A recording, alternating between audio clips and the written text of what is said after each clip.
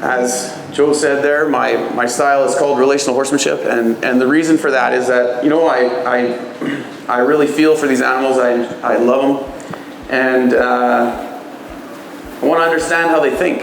I want to understand what makes them tick, and what brings them peace, and then how that sets it up for them to be able to use their bodies well. All right, so the first goal that I want to talk to you through in this idea of relational horsemanship begins with the mind and this concept of what we would call leadership. And there's lots of different thoughts on that out there, and some are maybe a little more dominant, and others are maybe a little more relational. And the goal would be here is that the idea of relational horsemanship is trying to meet your horse's needs. What do they actually need from us? Okay, and when horses are not having their needs met, they will struggle. They do not have the same thinking brains that we do, but we often impose upon them that they do. And then when they struggle, that they're being bad or disobedient. First, I want to just describe and kind of walk you through this, but relational horsemanship says if your horse is struggling, there's an unmet need.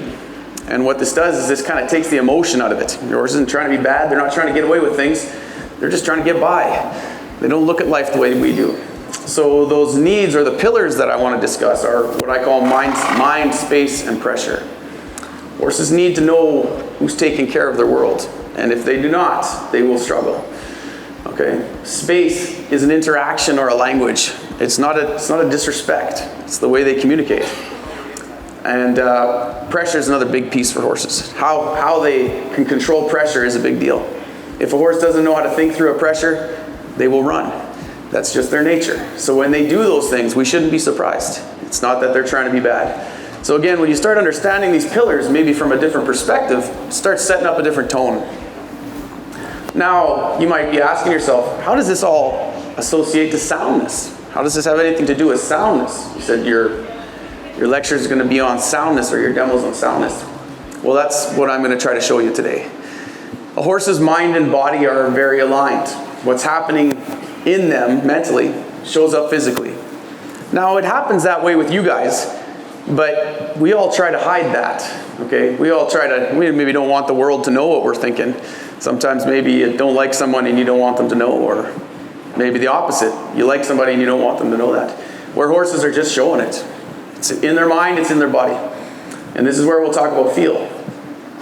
But we also then talk about what self-carriage is. Because if horses are holding tension in their bodies, then they can't work right.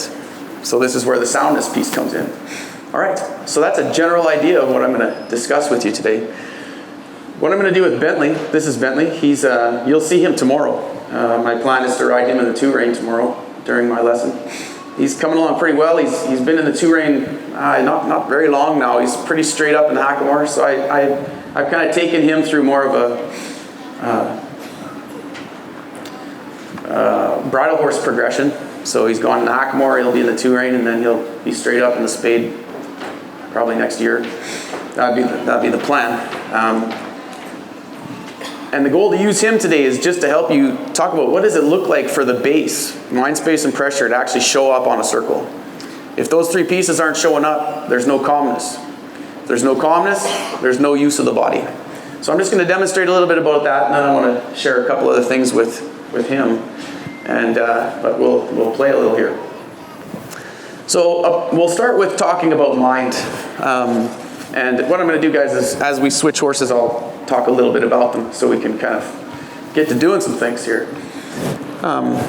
Okay, so when you're talking about the mind of a horse, there's a principle that I'm working on, and it's this idea that wherever your horse's mind is, that's where their feet are trying to go. And we've all experienced this when you're trying to leave the barn and you're on your own and the horse's mind stays home.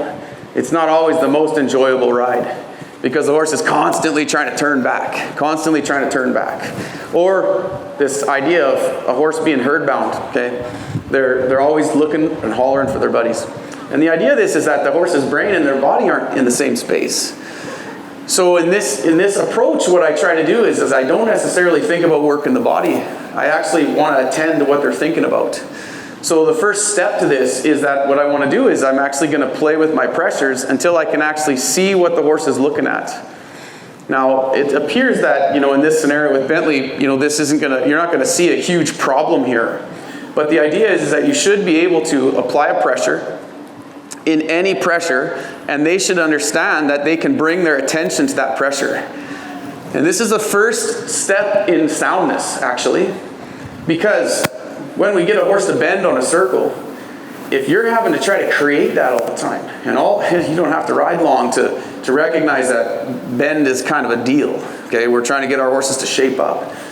But if their mind is trying to be over here, and you're trying to bend them left, good luck, because they're always trying to tilt their head. And I'm going to talk a lot about the pole today when we get to Cruz, and how intricately important the pole is to how your horses move.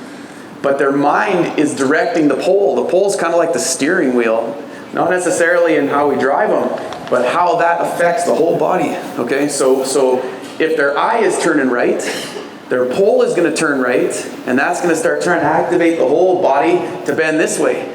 So if you don't change what they're thinking about, you will be fighting that bend the whole time. And so then what happens? We get a horse that's pretty heavy in our hands because we're trying to make things happen.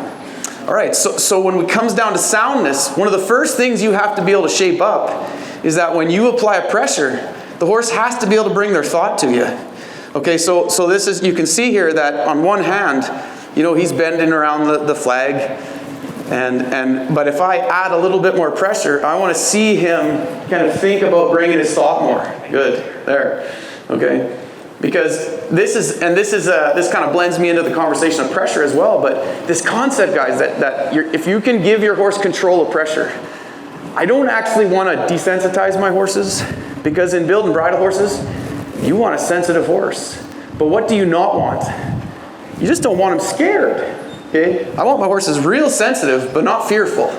Okay, and I think anybody who's trying to kind of finish horses would really understand that. But in the process of not wanting them scared, we often will desensitize. So I don't want to desensitize and then resensitize. If I can just give my horses what they need, there's a good chance then that we'll be able to just keep playing with that sensitivity. All right, so the first focus point is if you can direct your horse's thought, you can create peace in the mind.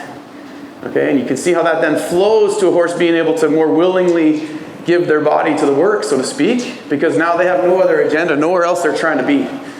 All right, so recognize the first step that you can take from all of this is when you're trying to work with a horse, you must gain the ability to direct their thoughts. Okay, that's the key to relational horsemanship. You're trying to talk to somebody and their brain is gone. My wife gets at me for this sometimes. You're trying to have a good conversation, somewhere else, busy, riding a horse or whatever, and the conversation's not very good.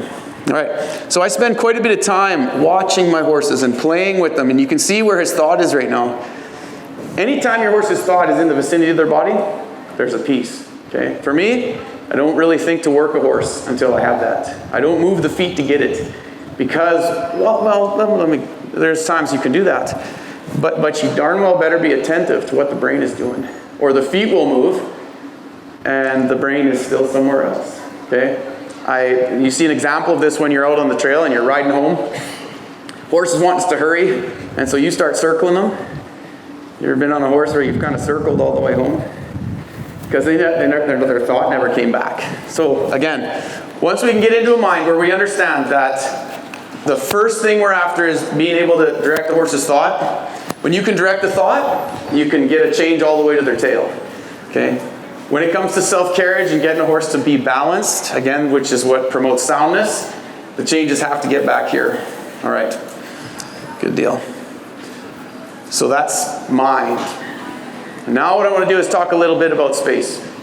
Space to me is not an interaction of respect or disrespect, as much as it is seemingly that way. But the problem I feel like is what we do with horses is that we actually anticipate that what they're doing is they're doing it for the same reason somebody walks up to you and gets in your space and talks to you a certain way.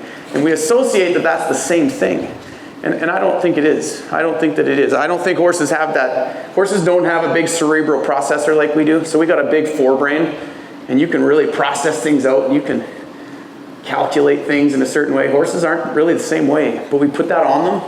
And what this does is, what I find this does, this can actually create quite a bit of anxiety in a horse. So that does not mean, what I'm saying is that I'm going to allow him to push all over me. That isn't what I mean. But for a horse regarding space, and we know some horses are more mind-based, some horses are more space-based, okay? And horses that are space-based are always looking to feel you, okay? Some of you probably have one of those horses and they just seem like they're always up in your grill.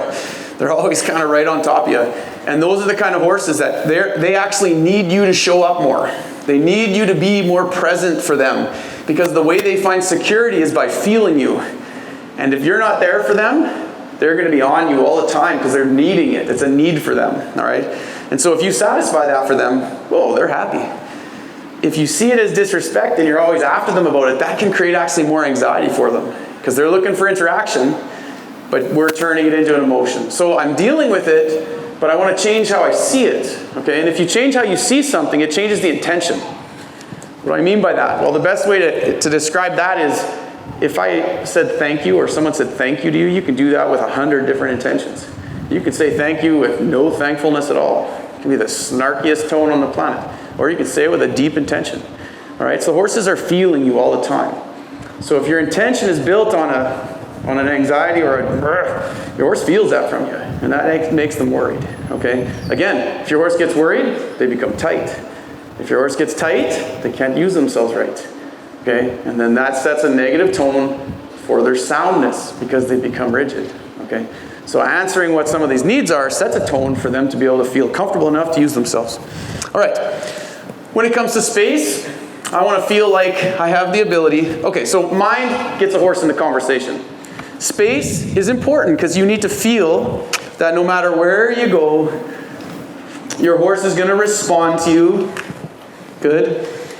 But the goal of space, and here is the restriction of space. Moving a horse out of your space is a fine idea. Getting a soft change is a fine idea. The restriction of space in a relational style is that I'm only going to move them out of my space to the degree that I don't chase their brain away. Okay, so if I push on the space hard enough, some of you might see like maybe a horse in a round pen where they're getting pushed a bit, and all of a sudden their head's over the fence and they're wanting to leave. So that would mean we're driving them too much. So the idea of space balances itself with state of mind, all right? So if I were to ask him to move and I step in, I want to be very intentional about how I'm saying this. I want to feel for the spot where I get a change, but if you see, I still finish with mind. I want to finish and make sure that his mind is still present with me in the process. So I'm not losing my bend, I'm not losing the balance in him, and I'm also not losing the peace, okay? So how a horse feels, again, it matters in the end, all right? Well, it doesn't matter in the end, it matters all the time to me. Okay, so space is about you getting outside yourself and letting a horse feel you more, okay? This is a hard thing for people because most of us walk around like this and we're spatially very small, you know. This can come for a variety of reasons, okay, why we get small like that. But for animals to feel you, you need to be outside your body more. And this really is the journey of space for all of us, kind of trying to sort through things for ourselves. But the more you can let a horse feel you, the more interaction you can have and actually do quite a bit less. Because now there's a sense that they can start feeling you more. All right. To top this conversation off, this is really where feel comes in. Because some people say, well, I move my horse like that, but he doesn't seem to calm down. Okay, and this is where feel comes in. And so when we're talking about pressure or space, you must understand the concepts of feel. And so then the more I can be outside my body, the more feel I can offer to my horses and they can sense that. But if we're here like this, and we're doing, you see, look, he's kind of wondering, what are you up to now? Because he can't sense me the same. But when you provide an opportunity, there we go. You see, he can kind of feel what I'm saying way before I actually touch the line. And this is what allows what I call, you know, the universal language. It's kind of like everything can feel stuff. You can get a sense of a horse or a cow or a dog or another person. We don't necessarily use that as much as we should. So regarding space, any question you have, you want to put it out in such a way that the horse can feel you with flow and energy. And what this does is this will stop you from believing you need to use your flag so consequentially, or your aid, whatever it is. I see a lot of times we'll walk up here and we'll ask him to move, and I might not be able to set it up so he does not. We come in here and we ask, or we think we're asking, but we're not getting out of our body, and then we get after them with the flag. Well, they didn't really know what you wanted. They couldn't feel you. So my encouragement when it comes to space is just to recognize that the horses need to feel you more, and the reason they're kind of getting up into your space is because they can't. When a horse can feel you, they're pretty happy to just stand around and wait for you. But if they can't, then they're on you, okay? Or if a horse gets anxious, they'll check on you. So it's not disrespect, it's often uncertainty, okay? So what I want to do first is just change a little bit of your perspective around how you're seeing that, all right? What that does is that all of a sudden makes your mind neutral. Okay, so we've got mind, we've got space, and now we've got the concepts of pressure. Pressure is probably one of the biggest things for horses that allows you to actually go and do a job and not have them kind of bail on you, okay? And I'm sure, you ride horses long enough, and all of us have been in situations where we've had horses work really well under pressure. It usually makes us pretty happy and makes us feel like we're actually getting somewhere with our horsemanship. And then we've all had moments when it just falls apart. And if you haven't, then you just probably haven't been riding long. Or you're maybe not telling the truth. Because learning comes from what? Well, we all know it. It comes from gaining some knowledge and having some experience.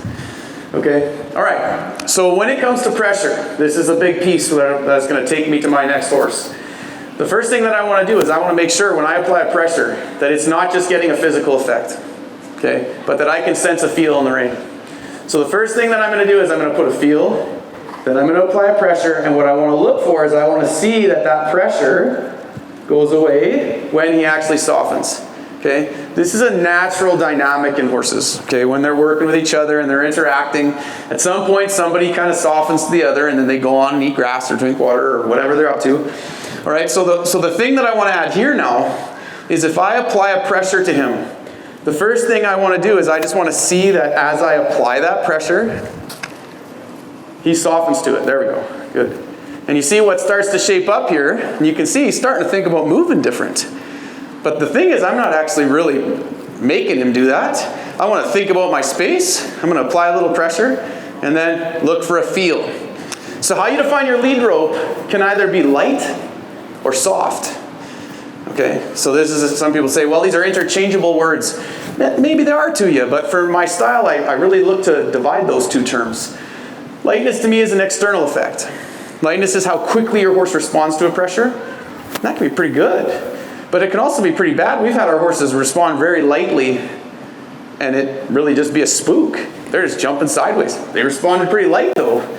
Okay, well, the outside moved, but the inside didn't necessarily turn loose. And then softness is actually an internal effect. Softness is when your horse actually lets go of something. And that's really what I'm after. So I want to get to a place where if I apply a pressure, I want to get a physical change, but I want to finish with a yield.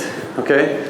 Apply a pressure, get a physical change, or an internal change, and then see his body respond. Good. Now, you say, well, how does your horses know then, Josh, what to do? Well, this comes back to space and intention. If I want something from him, I'm going to say it. I want him to feel it, because I don't want him to ever doubt. And this sets up the flow of balance on a circle. So let's put it all together now. So we see him mentally hooking on. If I apply pressure and I change how I step, you see he brings his eyes to me. If I step in with an energy and apply pressure, I want to feel a change.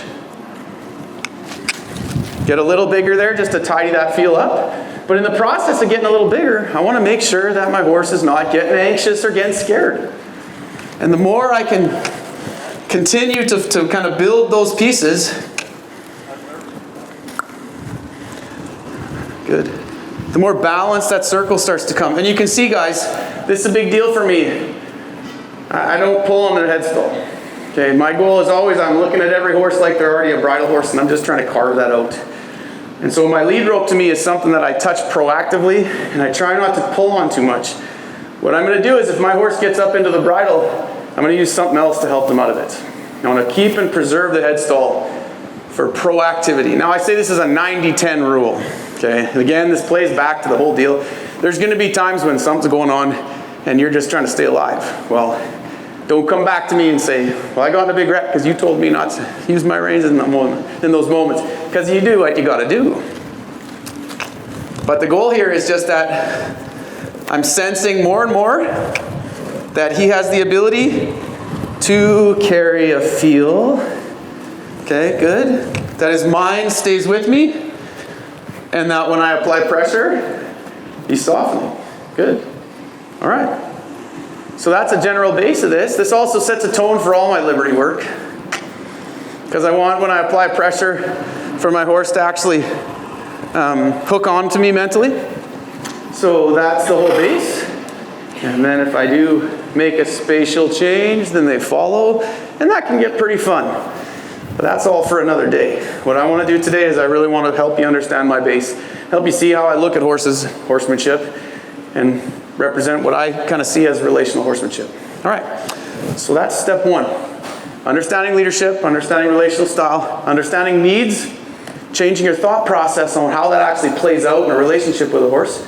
Hopefully what you see that does is it kind of removes all the emotion. I would say that any struggle I've gotten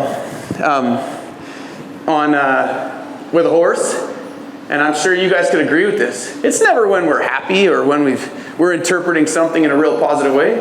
It's usually when we've put it into our minds that this horse is starting to, you know, get naughty or get away with things, and we've got to really start firming up, and usually that's when we get in a fight with a horse, and then we end up burning bridges or something.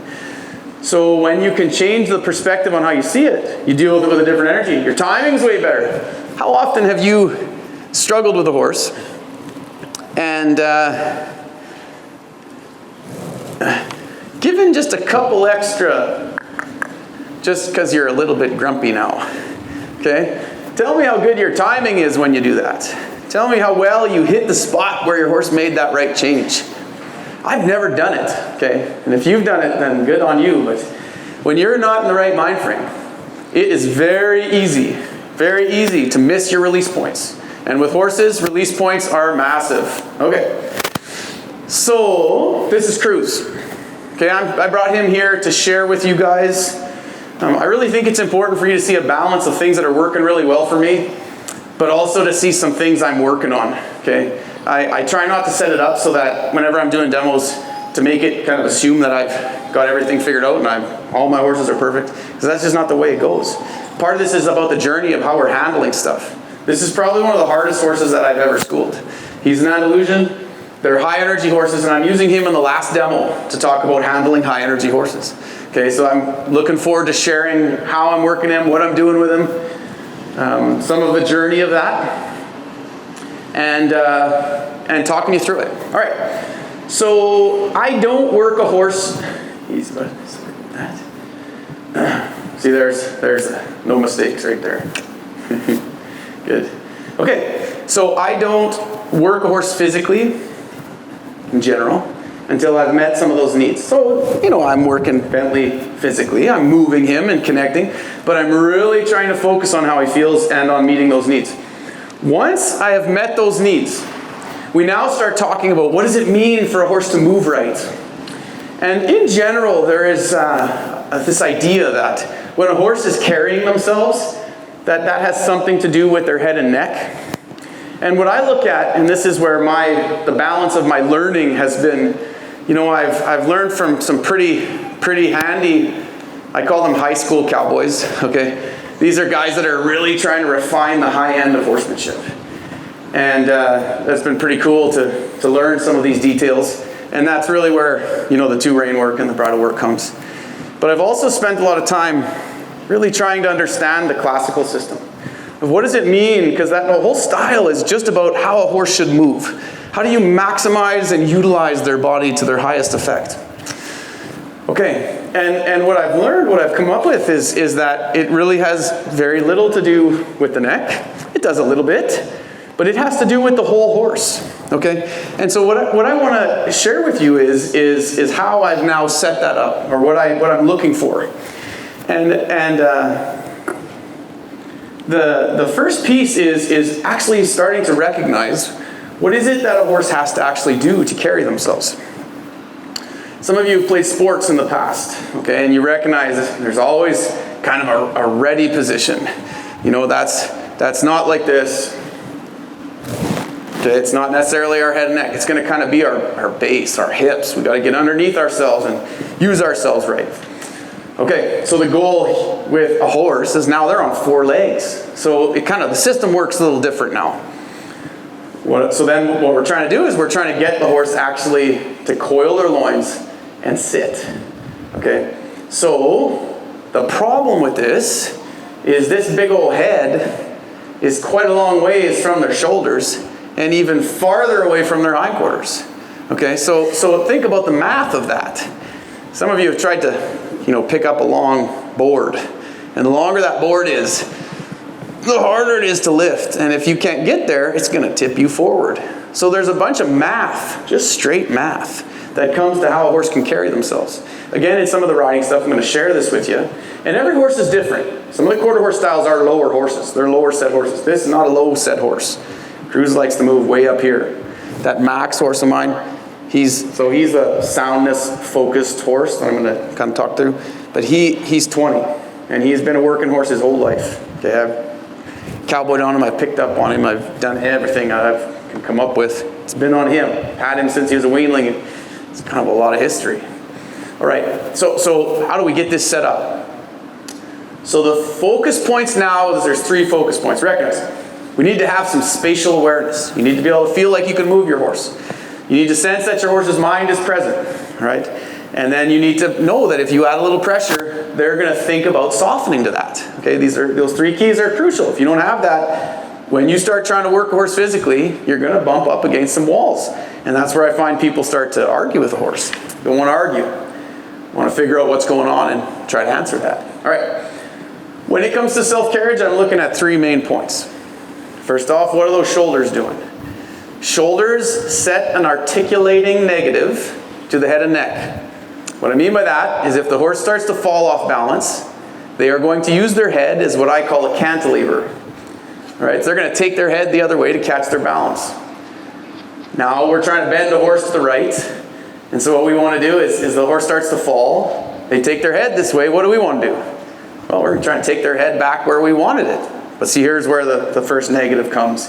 The first thing I'm doing is I'm not using my reins to deal with those shoulders. I'm going to use my seat, my legs, and my balance. All right. So the first thing in this is I'm going to share that that's where I'm headed. Okay. I want to get to that point where I can do that. So when I start, if you watch, if I can gently move his shoulder out, you see it's very easy for him to bring his head in. All right. So the first answer to carriage is that you have to be able to direct the shoulders.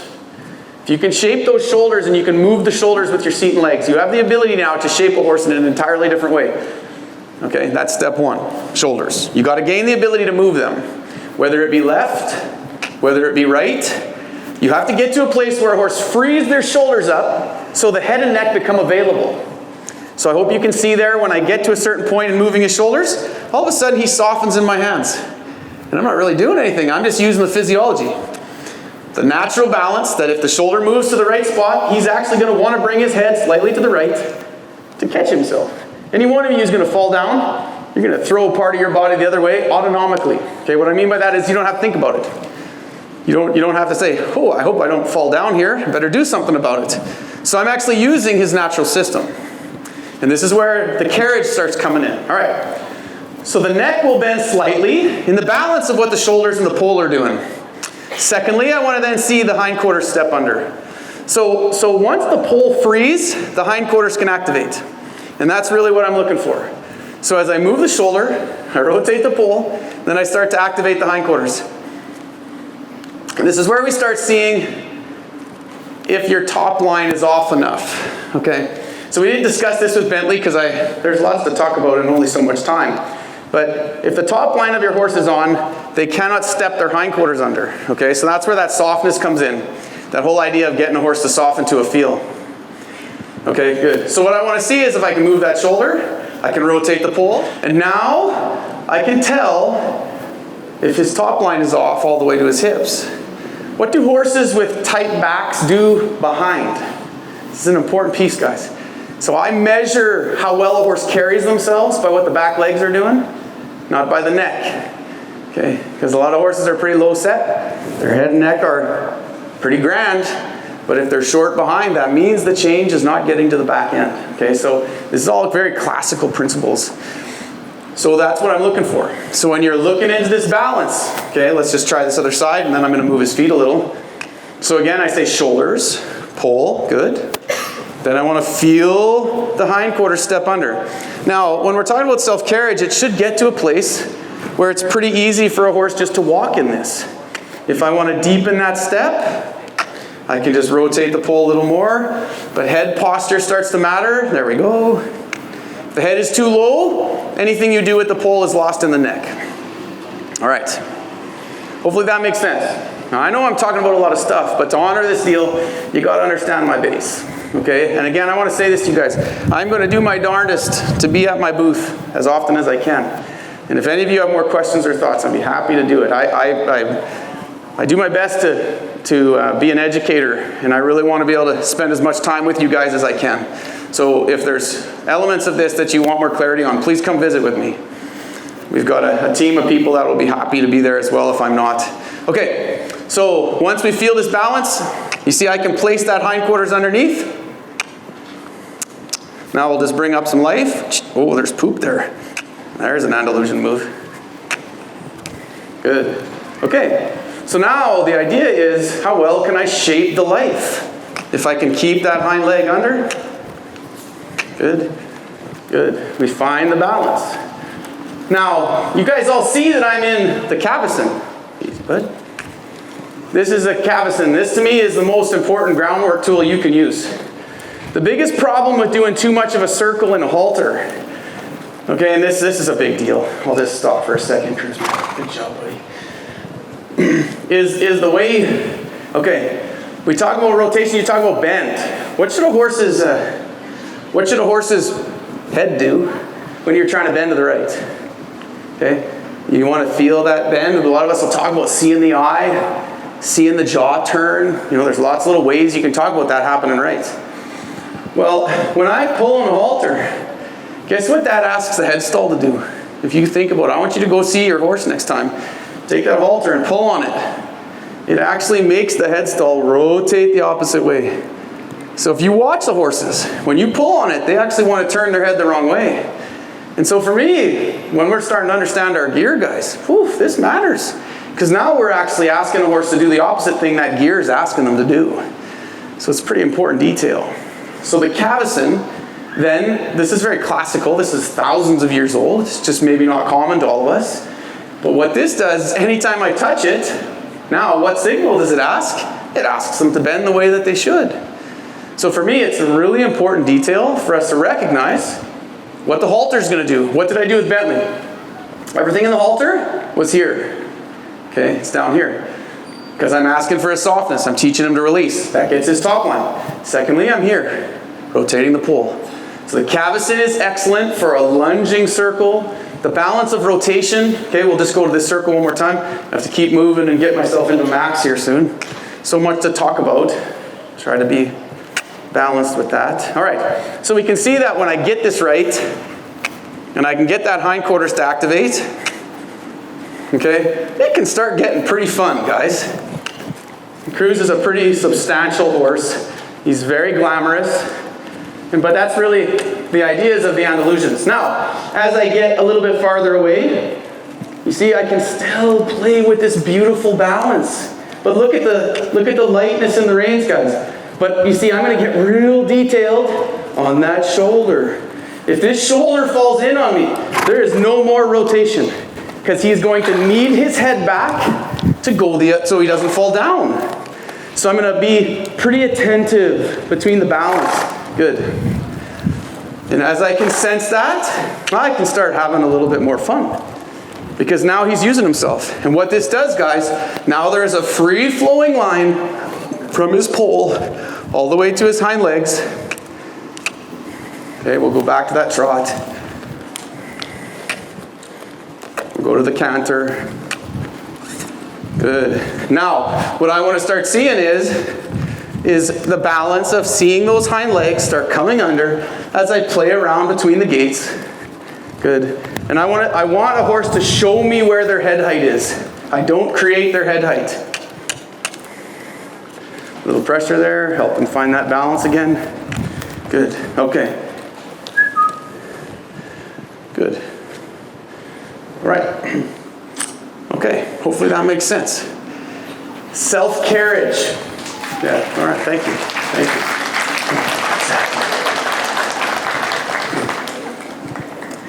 What does self-carriage mean? It's kind of funny. It kind of means they're carrying themselves.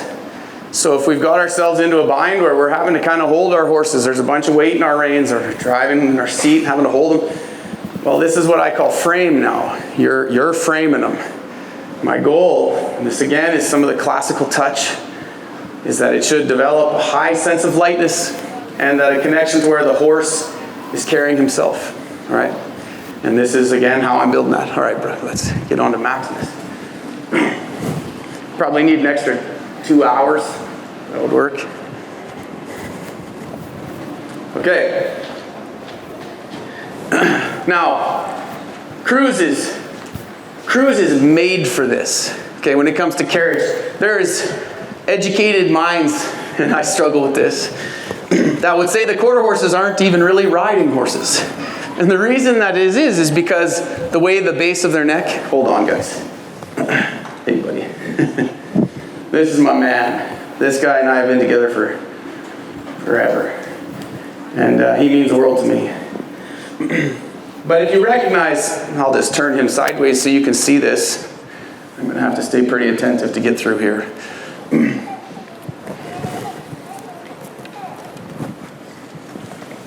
A horse's spine starts in their sacrum, okay? But it drops down, guys. It gets down low.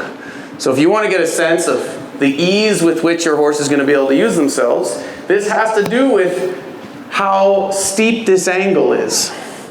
Okay? So if you put that just an inch below the highest point of their hindquarters, and you take it to the thick of their neck, see? Okay, so what Max is going to have to do to use himself, he's going to have to pick that up and get this under.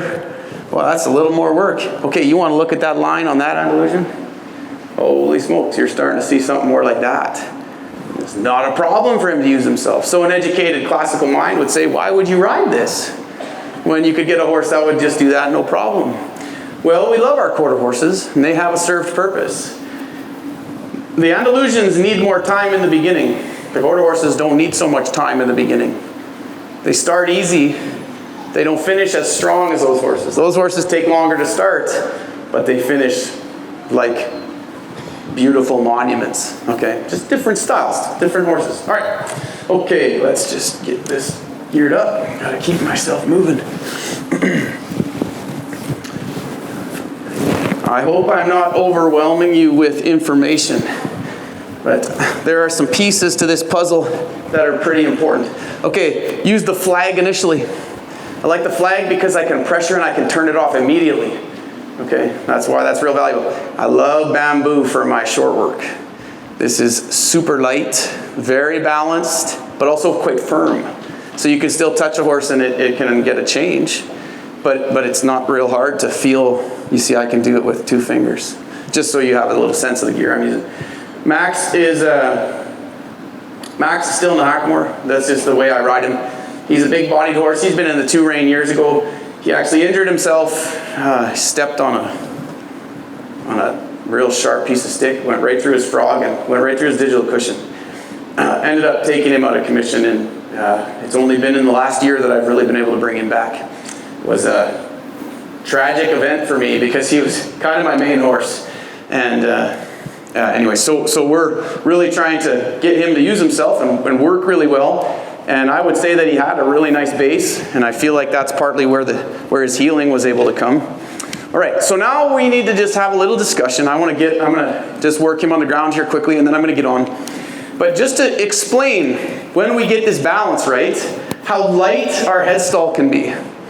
Okay, so if I have the ability to move his shoulders, then I can center his pole, and you can start seeing that, my goodness, those reins can be light. So I would say that predominantly most of the weight you feel in your reins, unless your horse is worried, has nothing to do with disobedience or negativity. It's balance. If you're about to fall over, you're going to grab at something. Okay, it just so happens that our reins are pretty close. So the horse will throw their head and put weight in the reins. And this is balance. But if I can get him to a place where, you see, I can get those shoulders to stay straight, then he starts getting pretty calm through his head and neck because he doesn't need his head back. So one of the best compliments your horse can give you in the beginning is they don't need their head from you. Means they don't feel like you're going to throw them off balance. That's a big deal. So when you see your horse willing to just give their head, not because you're holding it or framing it in or they're worried about, you know, the consequence of what might happen if they do, but there's a softness about it, we're on track. All right. So Max is a pretty big guy. He's going to move a little different than Cruz, but we should still see a willingness to stand that shoulder up, to rotate his pole, and then what we want to see, guys, is you want to see nice long strides behind. Step and reach and step and reach. Good.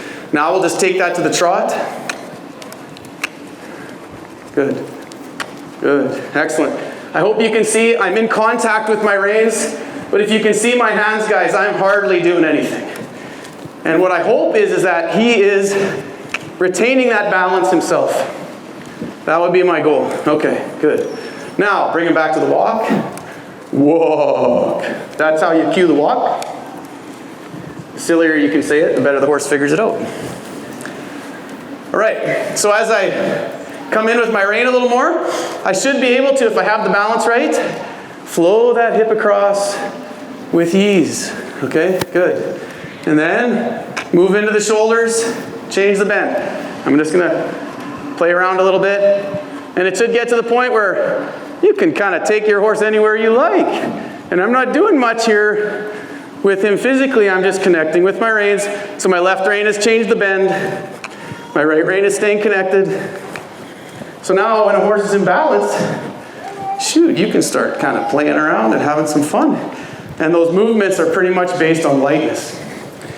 So I can play around there more, but I hope you can see it doesn't take much once a horse is balanced and you start connecting with them for them to very lightly respond to pretty much anything you want. Okay? So there I went with getting his hips, moving his shoulders, changing the bend, and going into half pass. Okay? Just with a touch of the rein. Because if I can rotate this, that changes this, and then the body's very available. All right. If this gets lost in the neck, and this is where the biggest struggle comes, if the horses know only when I pick the rein up to bend the head and neck, the effect of this is lost here. Okay, so they don't get a change back here because they change through their neck. What is great about bending a horse's head and neck? What would be the point of that? The point is that when a horse will give their head and neck, they're kind of taking away their ability to see the world. Okay, so is there a value to that? Sure there is. There's moments when you have to say, you know, settle down. Easy, because they're not naturally going to do that in certain moments. So if a horse will bend their head and neck for you and just stop, that's a positive. But if you overdo that, you lose the connection behind. And honestly, this is the beautiful thing about a relational style is it's kind of understanding. There's not very many things that are all bad or all good.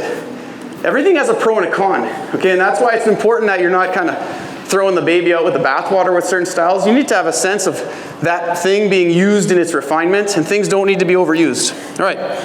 Okay. Good. All right. Just the last point here. Then I'm going to try to sit on him. And you know what I'm going to do, guys?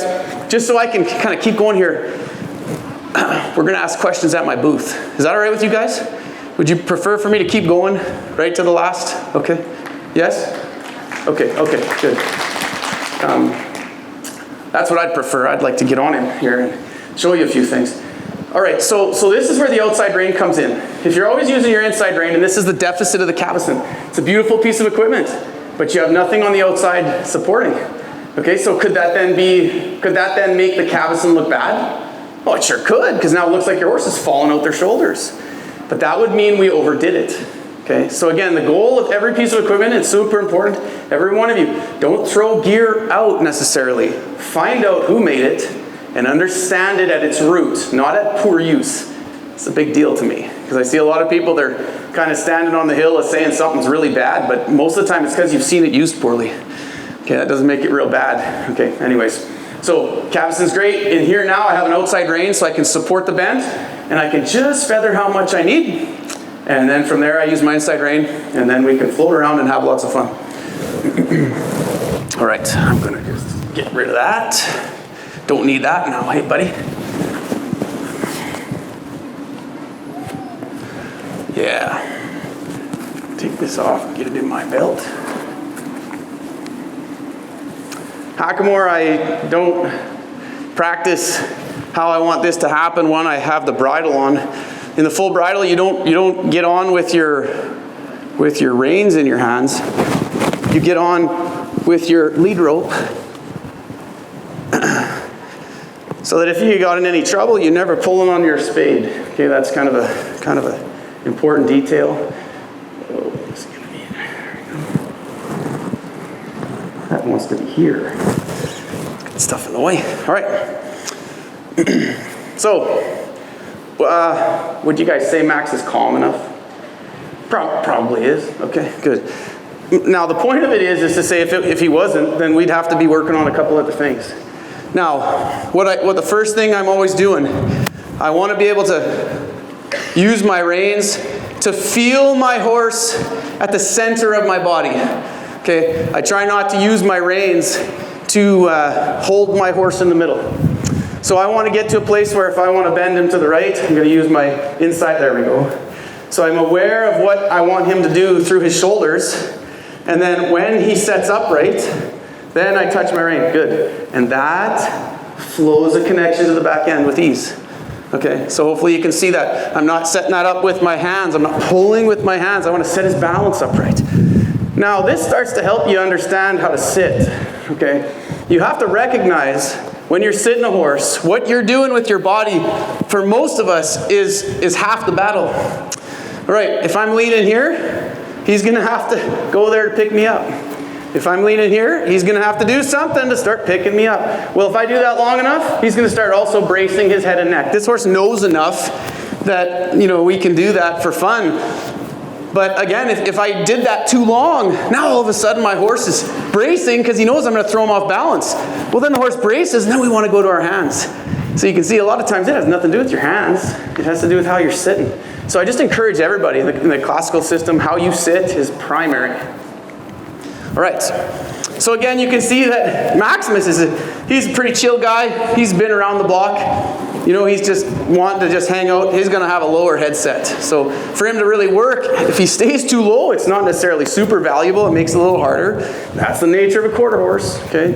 Now, not all of them. Some people are starting to breed them a little higher. I think that's a positive thing.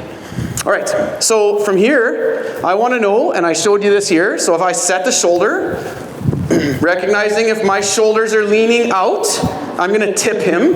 I want to find the center of myself. And for you to discover balance in your riding, you have to recognize what's too far. Oh, there it is. Okay, what's too far? Oh, there it is. And oh, there's the middle. Okay. If you find the middle of your horse, all of a sudden your reins become available. This is a big deal. All right. So now, as I pick the trot up, I want to sense that my reins are very light. And not because I've pulled on him necessarily, but because I can keep him in a balance. Now, the goal of this is that you can see the hindquarters free and moving, the legs free in motion, and the back long. Okay, so as I'm moving him here, you can see that the back, I hope the back appears like it's very long. There's no tension in his top line. And make some quick adjustments. And that the hind legs are free. All right. Now, one other piece to this is that what you do with your hindquarters is going to dictate what they're doing with theirs. What you're doing with your upper body, it's going to dictate what they're doing with theirs. If you're tipping forward, they're going to have to tighten their head. Because autonomically, they have to catch you. It's like having a little kid on your shoulders. I remember one time I had my son on my shoulders. We were picking the Saskatoons. I don't know if you guys have those around here. Probably. That's a good joke. Come on. And he's picking right here, it was no problem. When he starts reaching out, pretty soon, he's not even a big guy. And I was really having to work at holding myself up. Find your center. Don't be scared into straightness, okay? A lot of times it's like, shoulders back, arm, because we know how we should sit. But if you've never discovered the middle by playing around, you won't own it. So you'll be the vision of a straight look, but you won't feel your horse. Okay? I want to feel how he moves. I want to sense his body. I want to feel when his shoulders are straight after doing the groundwork a certain way. And my reins can get pretty light. And then I can rotate that pole and I can feel his hindquarters flow underneath him. And I can keep his back moving in relaxed fashion. All right, guys, now we're getting to a point where we can talk about soundness. When a horse's body is moving in such a way where there is no tension, they're activating from behind, their back and their top line is relaxed, and their legs are moving, there is no asymmetry through the body. Nothing is fighting something else to stay balanced. All right, so that's just the basic movement of the trot. And then slowly that turns into movements. Okay, we want to get to a place where we can take our horses, you know, into leg yield. We can take them laterally. Okay, so I want to know that as I ask for these feelings, I can feel his hindquarters. And then if I raise my shoulder, oh, we're heading sideways. And that's a balance point, guys. See, I'm not doing much to carry that. Now, if I change that, a little bit of leg, we can take that same bend and go to the leg or to the half pass. But the goal would be that you're not having to force stuff. If you can get that done in such a way where your balance starts to really impact the motions, it starts to get pretty light. Now we're starting to talk about lightness from a whole different scale. Okay? So the trot, the canter, I should become as attentive as possible. This Makati rein doesn't like this new spot I've chosen. We want to see the top line, stay relaxed. We want to feel the back moving, feel the legs moving, and then you just enjoy the ride. And the goal is, and I said this to you guys, he likes to get low like this too. Stretch his back and move his feet. Yeehaw. Okay, and then as I make changes in my body, I want to feel him move with me. Flow to the hindquarters, move his shoulders. You see, that's him and I moving together. And there's not any reins in this. Okay, starts to get pretty fun. Good.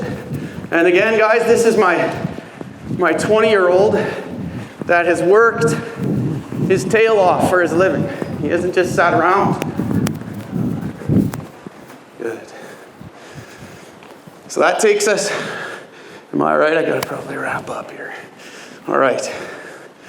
Slowly that can take us into